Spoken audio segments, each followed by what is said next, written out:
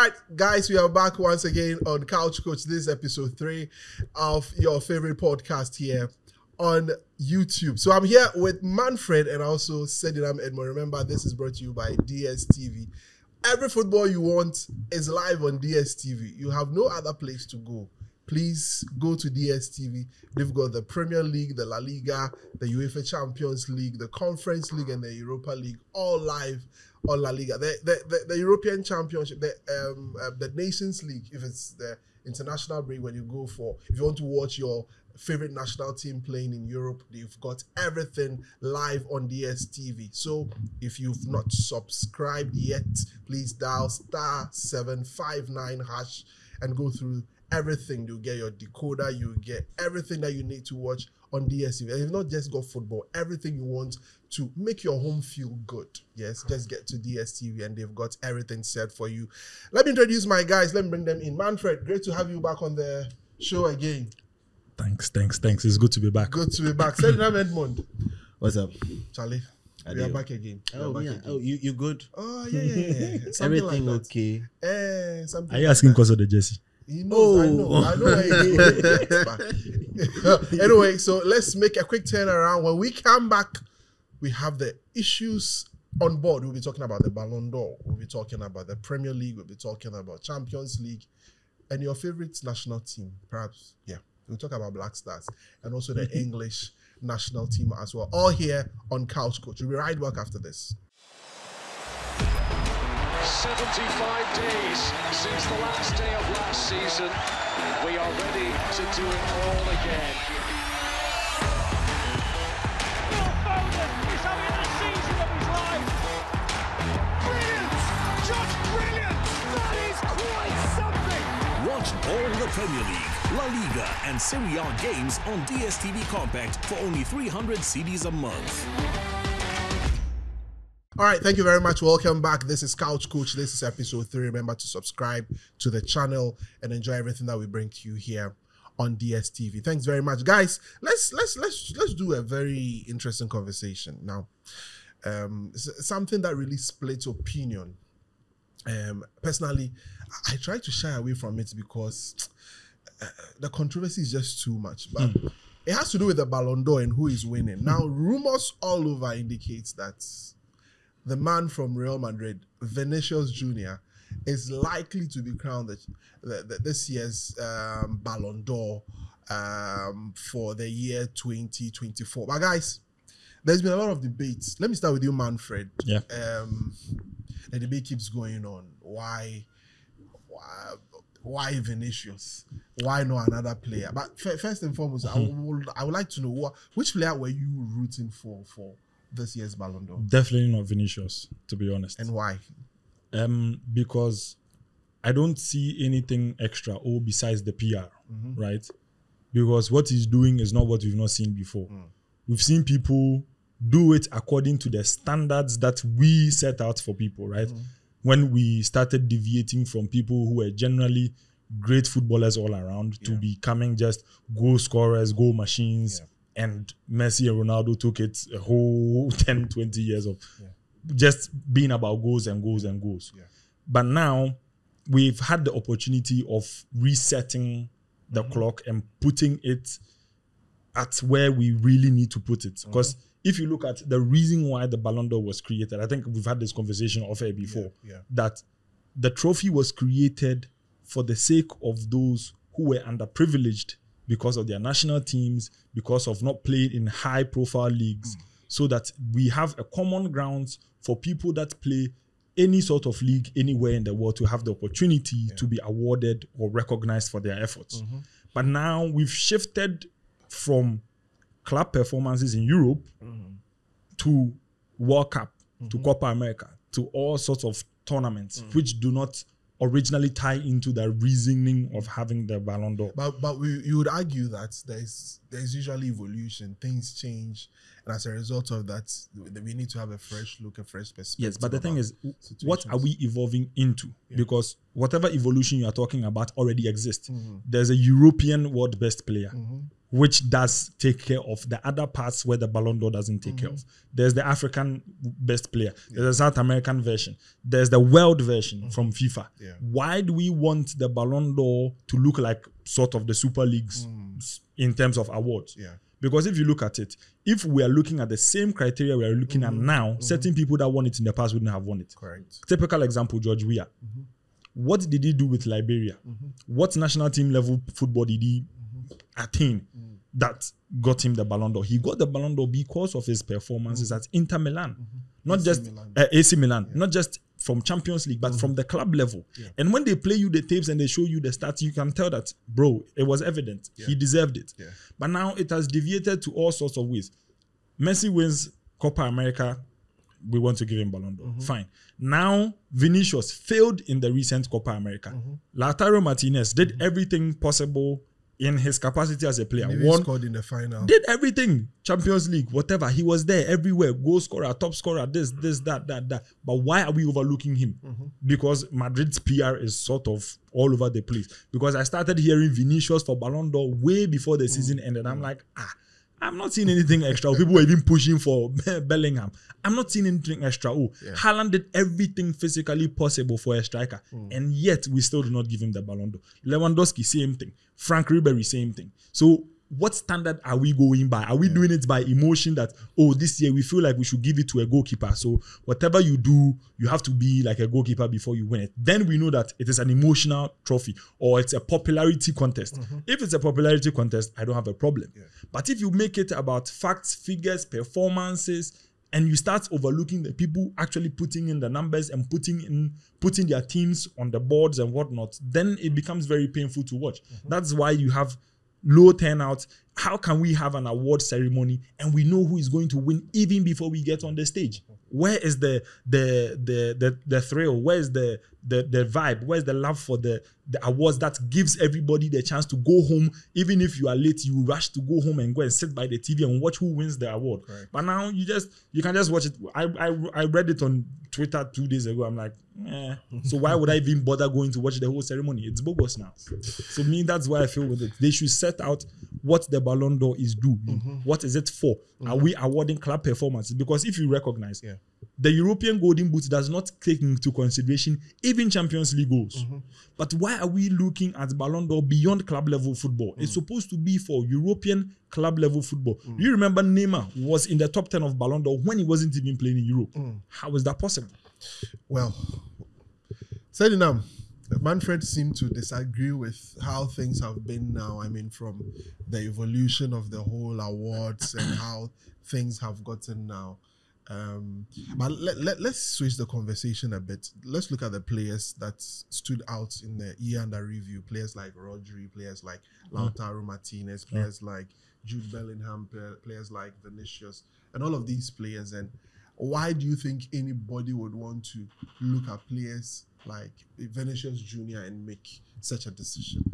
Well, Kwame, you see, even just now, you were mentioning the names of players who, under the year of review, did something. Correct. When did Vinicius' name come through for you? He was not top of the mind because, in actual fact, he does not deserve it. You need someone to stand out, to impact play. What yardstick are you using to measure Vinicius? And not just goals. Not even goals. Let's not even talk about goals. When it comes to goals, Haaland blows him out of the water. Lautaro blows him out of the water with impact as well. So every yardstick you use, Vinicius does not come through. It's more like, now if you want to find it easy to win the Ballon d'Or, join Real Madrid. Or go to Spain. Lewandowski's argument. and have just one purple patch season. They would forever remember and eventually reward you, which for me, it's not fair. There are players who have actually impacted and done stuff for their club, gone ahead and won stuff. I have to bring in Haaland. In as much as you might say that he does not contribute so much to the team, his output adds By up. contribution, Sorry, what do you mean? Because he's scoring, that's contribution to the team. no, you see, I mean, people say- contributing to the way they want to play, pass the ball around. Exactly. and all of That's where I'm coming to. Oh, that okay. in contribution, his Okay. output, which is Okay. the goals, Okay. adds up to the team. But for someone who say Vinicius draws back and he carries the ball, what is the purpose of Haaland on the pitch? To score goals. He does it, and You he's don't pay a done. striker to be a That's midfielder. it. Lautaro Martinez. Okay, He's a striker. he's a striker. He scores goals. He's helping Inter also win. Yeah. Look at how far he took Inter. What did Vinicius do? Copa He America, was they part disappeared. of the team that won the Champions League. Yes. Listen, he was part of the team. Scored 6 goals out of 10 games. Exactly. He was part of the team. He was not the standout performer in that team last season. Even for Madrid last season, someone would argue it was Bellingham and not Vinicius. His Junior. last minute goals. Yeah. Yes, you go to the country side of things as well. Brazil have been utterly awful, even with Drake and everybody. and Bobby Bobby Hendrick. with Hendrick and all those other guys, they have been really awful. Now come to England. England, they have had their issues and Correct. you know, but still Bellingham comes through and he's Cole Palmer. He even actually went Cole as far as Palmer. the Cole final- Palmer. Cole to the Palmer. final, to the final of the European Championship. You see, we are not even talking But about why Cole can't Palmer. we make the Ballon d'Or in such a way that every league's best player is automatically considered? That would put Cole Palmer up there because Cole Palmer Palmer was wasn't the best player in the league. no. I mean, when he young won the PFA. Yeah. Does that not automatically carry you somewhere, or does that mean good because argument. if we're looking at we are like 5 major leagues in Europe. Let's say we talk about 10 leagues in the whole world, right? At least we should have one player from each league representing the league. Well, Bundesliga's best player, Serie A's best player. Now it looks like they'll just carry 5 Madrid players. Let's pick randomly 5. We'll put him there. And then Let's add the rest. Yeah, let's put the rest in positions. you know what? UEFA, I have a proposal for you. I'll bring Manfred onto your, or not UEFA, whoever, the French football magazine. Yeah. Or like I'll change it. I'll remove the Organizes- voting part of it. It's too sentimental. Somebody like, I like how he dresses. I like him, so I'll vote for him. Yeah, I like his attitude. Yeah, I like his how- attitude on the That's all part pitch. of It's fair Yeah. play contribution to Look your at Now But you look- mentioned in fair play and then Vinicius is even the worst player. Do you know La Liga made a rule just to make sure Vinicius doesn't complain so much?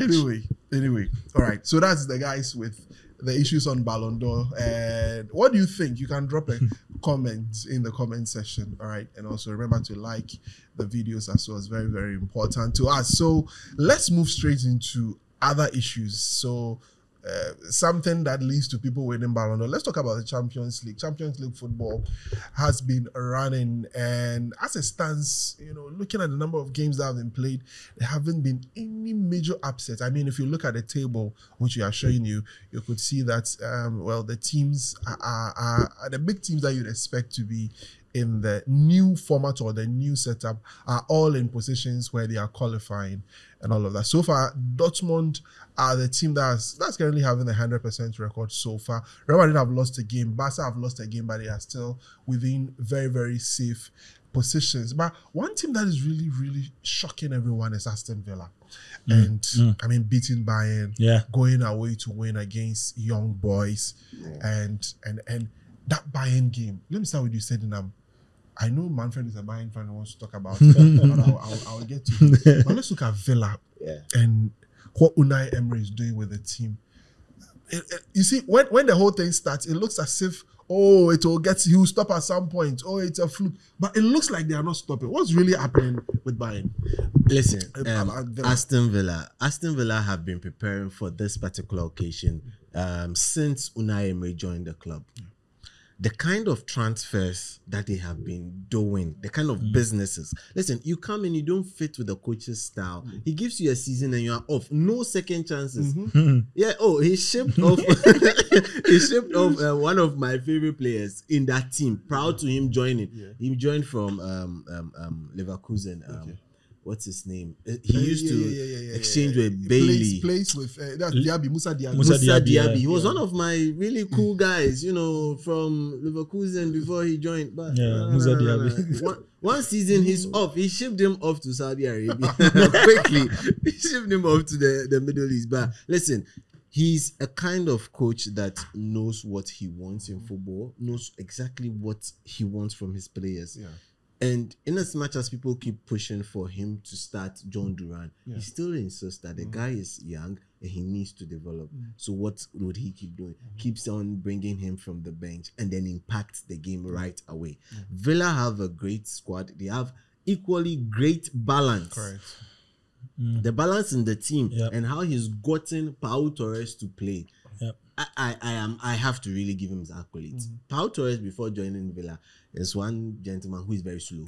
We know how slow he is. And a bit soft. I mean, people. And I was wondering how he was going to fit into the EPL and eventually the Aston Villa way of doing things and impacting the team. However, in the absence of Tyrone Mings, everybody has forgotten Mings even exists. Yeah, everybody has forgotten he exists because Pau Torres has slotted in beautifully. There are other guys who come in, Konsa as well, playing multitude of positions in that back line. And for me, listen, even the likes of Ross Barkley, you look at the depth they have also, and it goes to tell you something that they have been working on this for a long time. Yeah. So it's not a fluke that they are one of the teams that are not.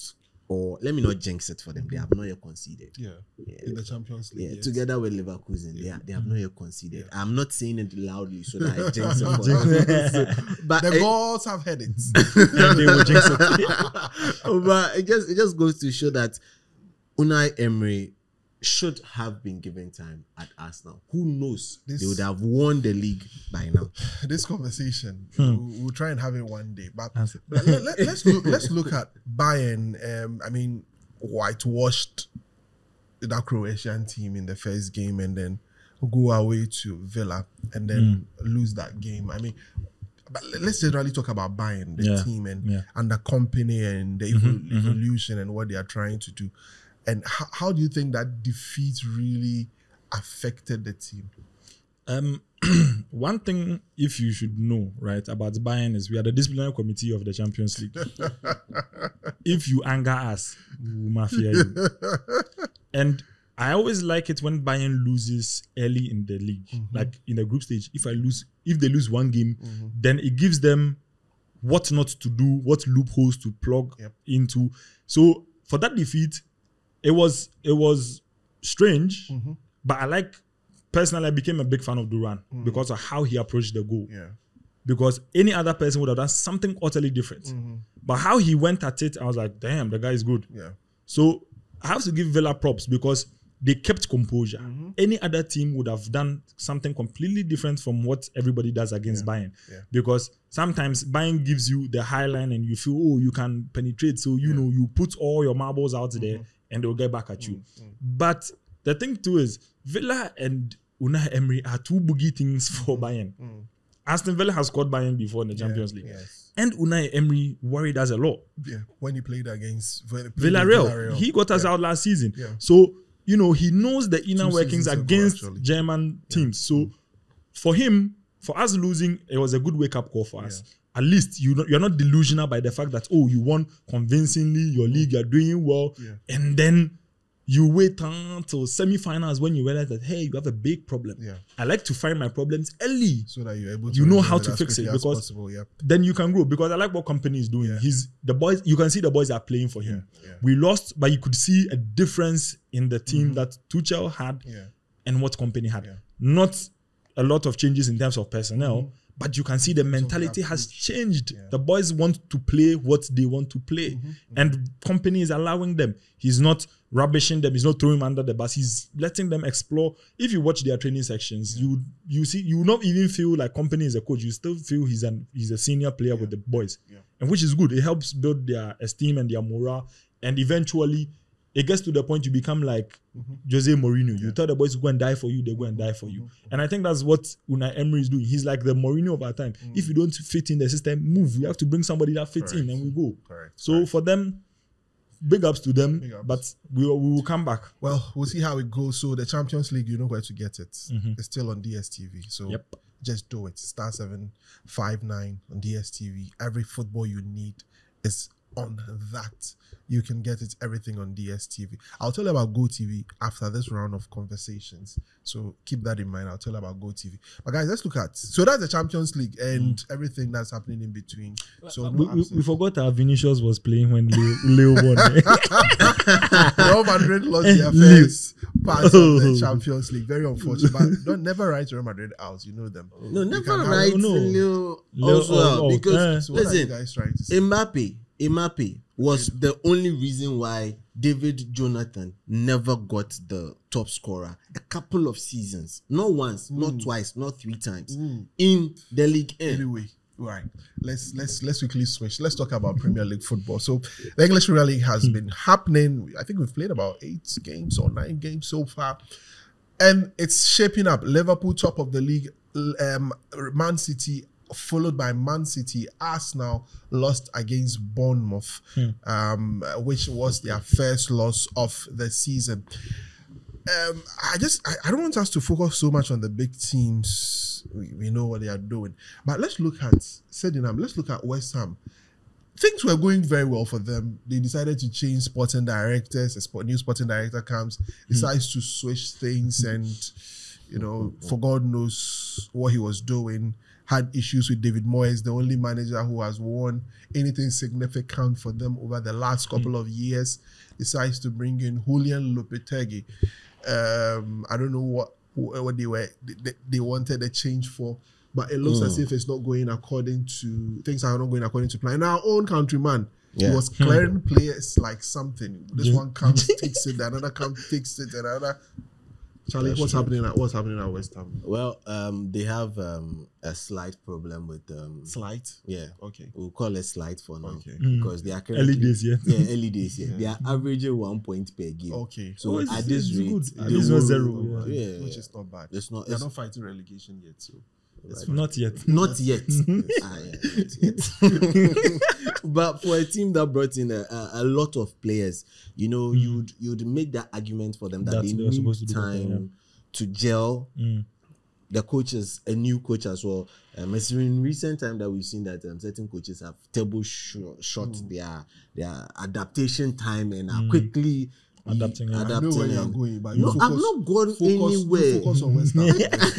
I'm not yet How going did you there. know we're going You know there? where he's going. You're going to talk about Enzo Maresca. No. I was no, actually no. going for an Ancelot. Ancelot. Yeah. Okay. All right. So You see.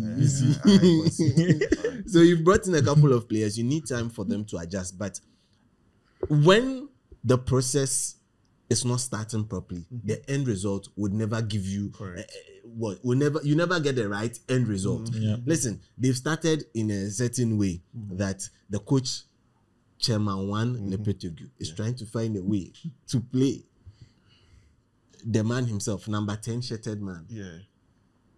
Number 9 shirted man. I'll mention their shirt numbers because The Kylie Antonio. you can't put Antonio, Kudus, Paqueta, Bowen, and you are trying to find a mix for them up They're front. forcing the mix. Yeah. And then you now make someone who started adapting to the league sit on the bench in the form of Alvarez. Yeah. Sit on the bench.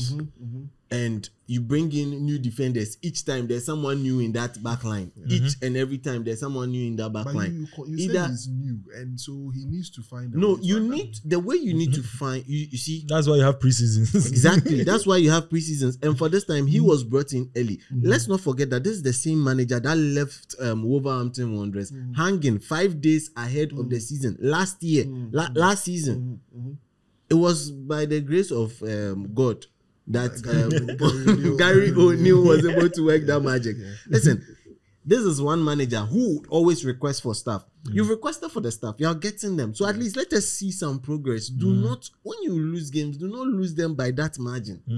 Like Let it be 1-0. yeah, we let's could have won or we let's could have see, drawn. let's see some progress. You see, Chelsea lost against Liverpool. However, everybody's saying that Chelsea tried, yeah, there's a yeah, progress. yeah. You see, Chelsea there's could a- have won, yeah. And still, Manchester United wins against Brentford, and no one is saying there's a progress and there's a process there. You see, It's that same thing with West Ham. Back to West Ham. Let's talk about Mohamed Kudus and a few of the issues that he's been having. I mean, the coach has raised a few concerns about him. Let me take that to Manfred. The coach has raised a few concerns about him and took him out in I think some previous games. He played this game, he scored a goal, the team collapses, and he also decides to collapse.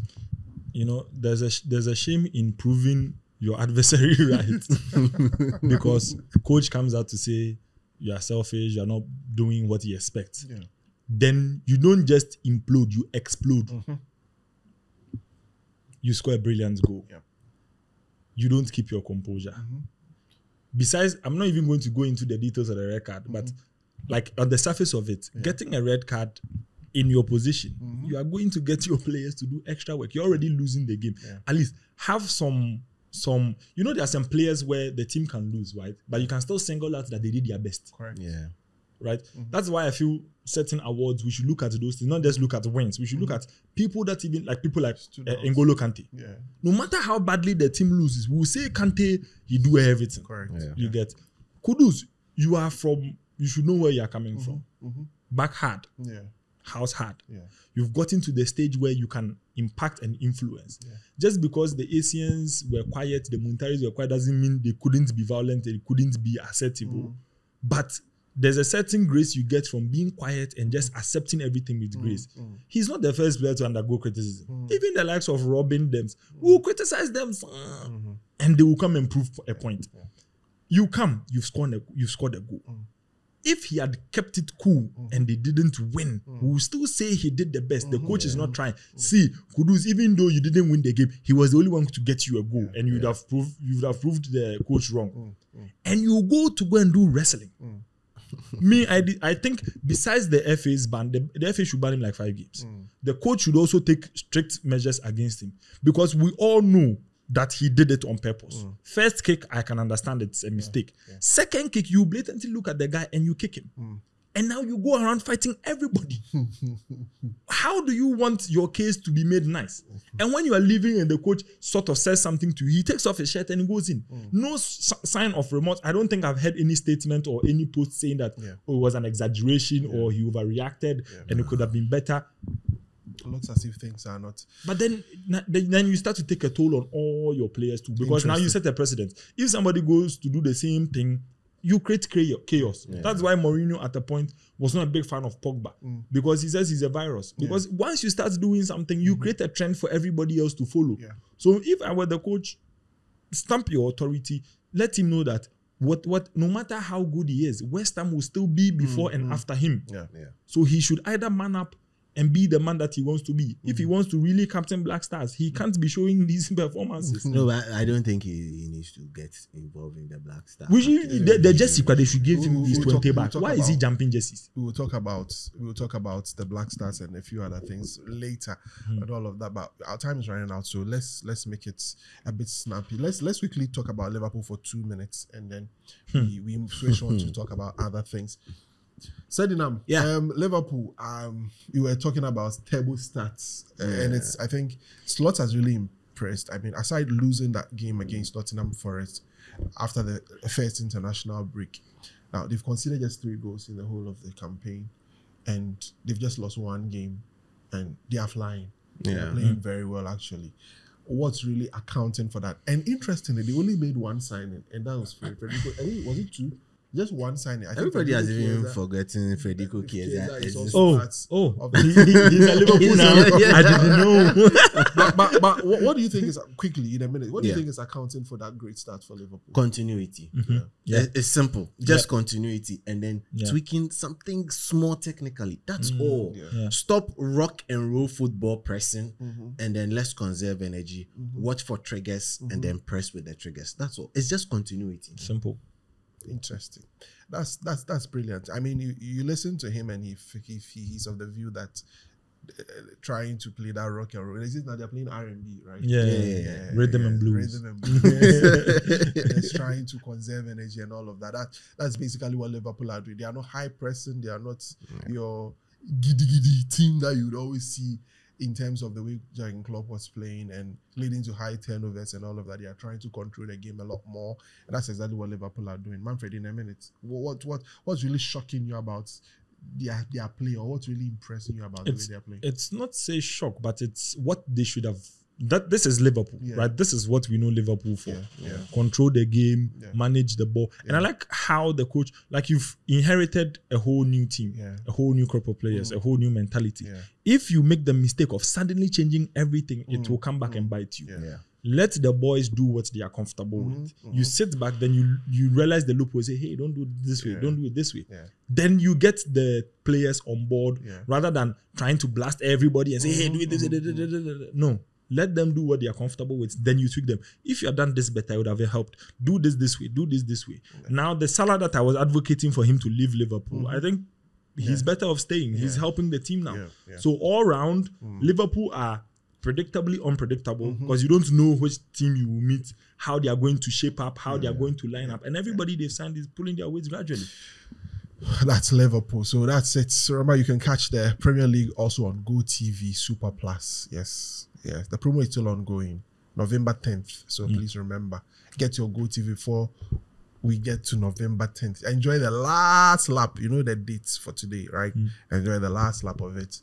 Everything on GoTV. The La Liga and the Premier League is on GoTV. Remember to get your packages and then enjoy on GoTV Super Plus. Guys, let's wrap it up. Let's wrap it up with a bit of national team football. And let's start with the Black Stars of Ghana.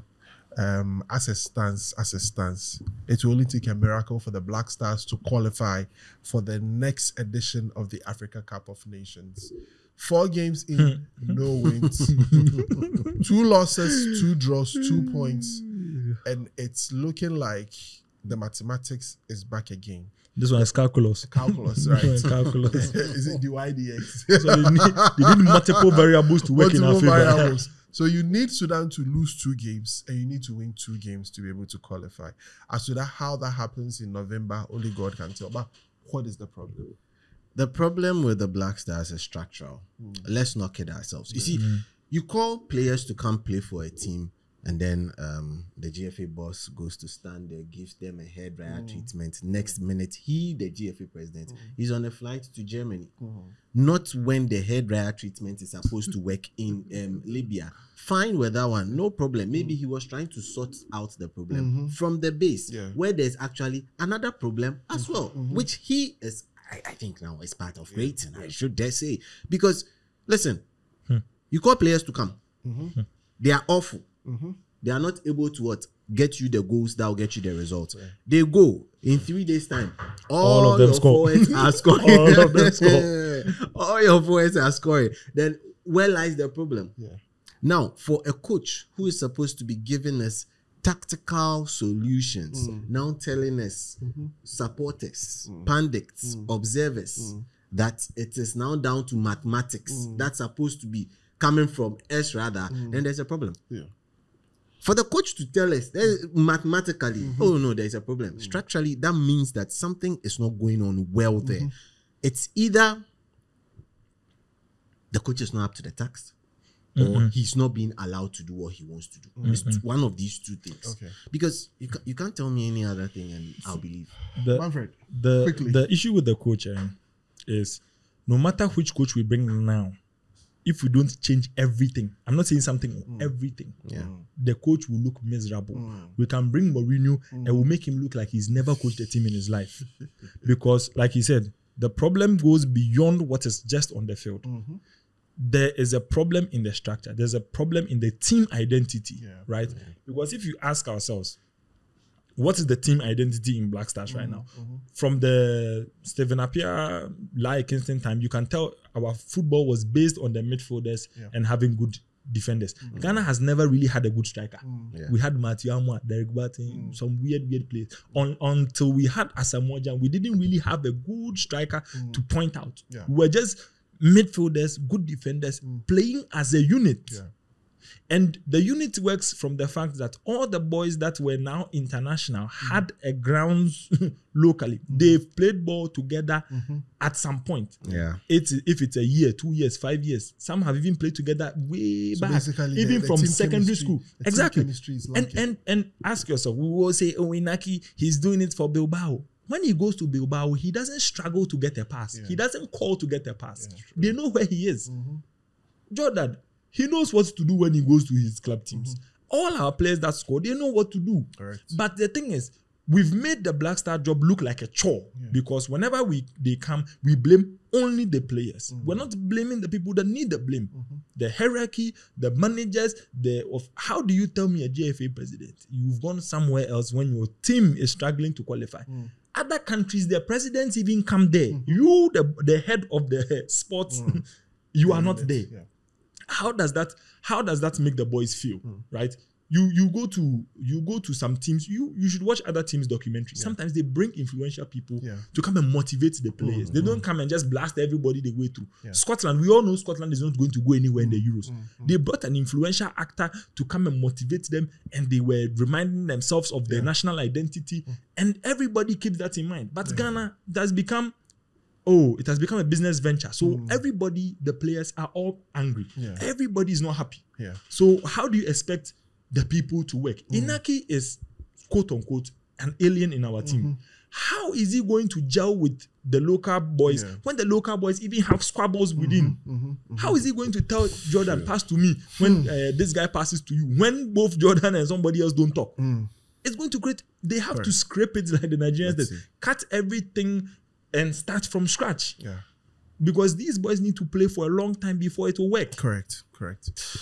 Well, issues of the Black Stars failing to qualify. I think I can safely say that failing to qualify for the we'll go to Morocco as Nigerians. For the Africa Cup of Nations. Remember the last time we failed to qualify was in 2004 when Rwanda kicked us out. Wow. There was a popular player who became very popular on our airwaves because of scoring Ghana. He's called Jimmy Gatete. He scored Ghana, and unfortunately Ghana couldn't qualify for the 2004 Africa Cup of Nations. And since then, I mean, things began to turn to the positive. So maybe we're not qualifying for this edition is going to kickstart something new. But we'll see how things go. But let's wrap it up. In a minute or two, England have a new coach, Thomas Tuchel. They've had their own share of problems. Do you know why I'm happy? Why are you happy? They didn't just get a German coach. Yeah, they got a horrible German coach. Oh, for real? A Champions League winner. I am a Bayern Munich fan. I should know this. A Champions League winner. He did so much in 2 years to go trophyless with Bayern. Which coach goes trophyless with Bayern? Even Niko Kovac. He won the league in his first season. Out of 2 seasons, Niko Kovac did it in all his years there. Niko Kovac. Do you know who Niko Kovac is? So you think England are getting a very horrible German coach? Oh, one, the English are pissed because it's a German coming to coach. Which makes me happy. That's historical. I mean, that's historical. No, for them it's a big problem. So who is the best England manager from? Gareth Southgate. No, you know what I'm saying? I'm not saying Southgate in terms of being excellent, but he's been the best England coach they've had in a long time. Who are they going to benchmark against? And it is good. It looks like he heard my phone call. I told him that he had to retire after the Euros, so that it shows England that what he has done for them, it is not an easy feat. Like when Mourinho said. But let's hear the conversation. You think England are getting a very horrible German coach? You will start hearing the press conferences. He did it to the German boys. Yeah. He's going to do it to the English boys. Anyway. Apparently, he's loved in England. We will see. Yes. We'll see. Oh, for me, it's a great signing. We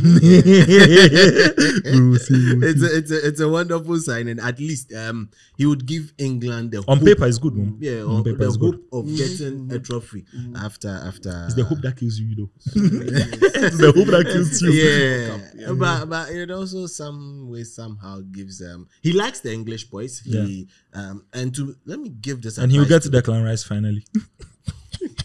But let me give this advice to the English guys out there. To be part of a Tuchel team, you need to overwork yourself. That's it. Or you go under the bus. Oh, yes. No, you will not even get a call-up. A call-up will not come your way. So are we seeing people like Rashford who suffer? Oh, I have not mentioned names, but Me that mentioning we names. won't be surprised if we don't get one single Manchester United player not being part of the team. And also, You know the history. Yeah, When you there are know, no English or when there are no United teams in England, they don't win matches. don't worry. But how many You- matches have they won? What have they won? Okay, what have they We'll won? change the When narrative. the Man U boys play, what did they win? Don't worry. But I'm he's going along with the Chelsea back room. So Yeah, but you know, it's a it's Chelsea. a Chelsea graduation. Yeah. All right, so that's it here on Couch Coach. My name is Kwame. I've been here with Manfred and Sedinam Edmond. It's been great having you guys on with us today. Remember, all the football you want is on DStv. Just go get your decoders, go get your installers, let them do it for you. If you've not also subscribed yet, please remember to do so. I want to subscribe to the channel as well. I've been here with Manfred and Sedinam. It's been great having you. See you on the next one. Have a great time. Bye-bye. All right.